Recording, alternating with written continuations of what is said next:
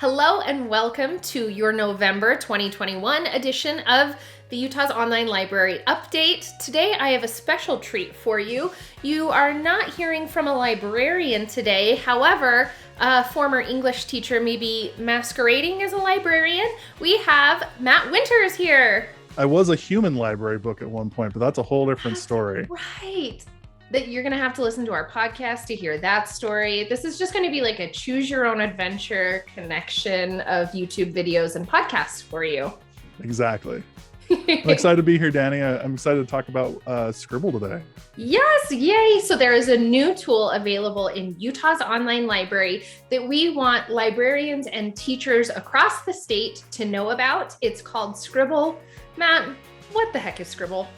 Well, first of all, it's Scribble with one B. We got to get that 1B. out of the way because every time I show that to somebody, they're like, Scribble, two Bs, and that's a whole different thing. Scribble is a research tool for K-12 educators. It is, and for their students, it's been paid for through Utah State Board of Education through the end of the 2023 school year. So we have it for a couple of years, paid up. Every district in the state, every LEA already has access. And what it allows teachers and students to do is to collect research artifacts like articles and videos and all sorts of stuff, put it into one place, and then start writing with that research immediately, doing citations. And it has integrations with Canvas and Google and Microsoft and all sorts of goodness for our teachers. Well, that sounds pretty magical. Where would I even start with it? So it's a two-part system. So you have what's called the Scribble Library, which is your collection point for all of the research you're gathering. Everything that you click on through the other part of it, which is the Scribble extension, Scribble toolbar, will send directly to your library, and then you can start sorting through your research, searching it, adding it to a bibliography or a works cited page, and then start writing your research essay. For teachers, you can add students to your library. Students can add other students to their library. You can create multiple libraries for different topics, different research ideas. And then on top of that, teachers can create assignments and classes inside of their Canvas courses, their Google Classrooms, their Microsoft Teams, and send their students to Scribble to do their work for research writing. Well, that is quite a bit of things and stuff. I know, lots of little gadgets going on it. Well, in addition to the little tutorial that Matt is going to give us, we also have a new course that we will tell you about at the conclusion. So Matt, what is it that you are going to share with us today on how to use Scribble? We're going to show you probably the most important part. I think both parts are very important, but I think the toolbar, the extension that goes through Google Chrome, that allows students to add articles to their library, but then also to annotate and share those annotations live with their teachers and fellow students is really incredible. So we're going to walk you through some of the basics there and some of the really cool, quick tutorials that go in with that. That sounds perfect. Take it away, Matt. To get started with Scribble, please navigate to scribble.com. Find the text that says sign in the top right-hand corner of your screen and click it. Scribble supports many different methods for single sign-on to get into your account, the most common being through Google, single sign-on, or Microsoft Office 365 single sign-on. Please choose the most appropriate method for your district. Once you sign in the first time, you'll be able to see a list of questions asking what level of educator you are and what kind of things you're going to be doing with Scribble.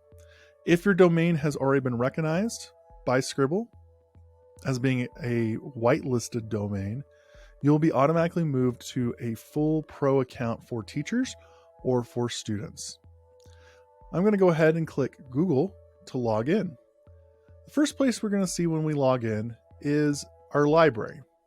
Our library has all of the text that we've previously pulled from across the internet, all the different libraries we are working with, and our classrooms where we are sending those libraries to. We're going to be spending a lot of time over the next couple videos looking at how to create a library. Today, what we're going to look at and focus on mostly is how to use the Scribble extension toolbar. The Scribble extension toolbar is in the top left-hand corner of your screen and is a little red box with a white S in the middle of it. If you click that button on any web page across the internet, it will automatically add that article, that web page, to your Scribble library that you have most recently used. Let's give this a try. I found this article on Edutopia about fun ways to engage students' minds and bodies with books. great article. I'd like to save it for later and do some annotations with it with my students and my colleagues. So once I have navigated to this article, I click on the Scribble icon in my toolbar, and it opens up a toolbar on the right-hand side of my screen and on the bottom of my screen. When you activate the Scribble toolbar anywhere across the internet, it automatically adds that article, that web page, to your most recent library. To check that, we can click on the library button right here, and it will take us to the library where that article is a part of. We can see right there it has been added. We can also check that by hitting the drop down. We can see it's in a library called A Tale of Two Counties. We can move it, we can copy it as well. We can also send articles via email, Twitter, Facebook, or via a permanent link to any colleagues or students that we'd like to work with. The next 4 options on the Scribble toolbar are all for student annotations. We have a highlighter, a comment tool, a text color changer, and an underline tool. Let's go ahead and scroll down a bit to find some text that we can annotate. Let's use the highlighter. We'll highlight this first sentence. Great. Let's try our comments. We'll highlight the second sentence. And this is awesome. We can also change color text. We can underline.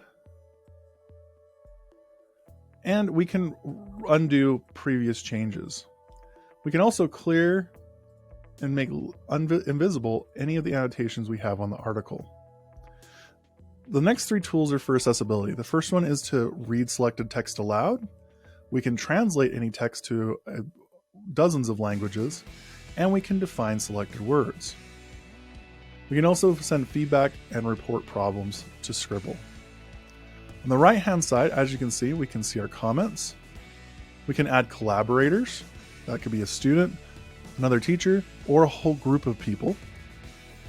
We can add tags to articles. We can get the information about the article. We can grab a citation. Scribble supports tens of thousands of citations, with the most common being MLA, APA, and Chicago. If you have another citation style, go ahead and type it in the search bar and use it as needed. We can also add an annotation key. We can tag our annotations as we go through for certain parts of our essays or for certain projects that we're working on. And then we can also see all of our definitions and translations throughout the article. For this week's activity, you're going to find an article to annotate and dig into in Scribble for your students. Enjoy! Matt, thank you for that tutorial. Something that I love about the way that you present things is that you make it so simple and it just directly connects to a classroom experience. So thank you so much for that. Happy to help. And I think Scribble does that for us inherently. All of the things that we do in English classrooms, social studies classrooms, science classrooms lend themselves to research. And this just helps our students to be even more prepared to meet those research standards in our core curriculum, but then also to achieve secondary research standards as well when they reach college or continue their education. You're absolutely right. Now, I feel like you've probably picked the interest of all the teachers in Utah, but you just showed that one thing. Now we want more. How do we get more? So there's a couple different ways. You can schedule a training with Dani or I to come out to your school. You just need 10 or more teachers. We would be happy to come out and train your school, your department on how to use Scribble in your classroom. You can go to scribble.com, again, 1B, /Utah to hear more information and get your login started and start using the tool. Or you can join our brand new Scribble MOOC course that is open for all Utah teachers. We're calling it Research Ready with Scribble. And it'll open this month, November 2021, and go all the way through next year and hopefully all the way into the future. Into the future we go. Well, thank you so much for joining us, Matt. I super appreciate your help with Scribble. This has been an exciting new development in Utah's online library, and I've been glad to have your help on it. Yeah, and I've been happy to be here, and thank you so much, and enjoy, Utah teachers.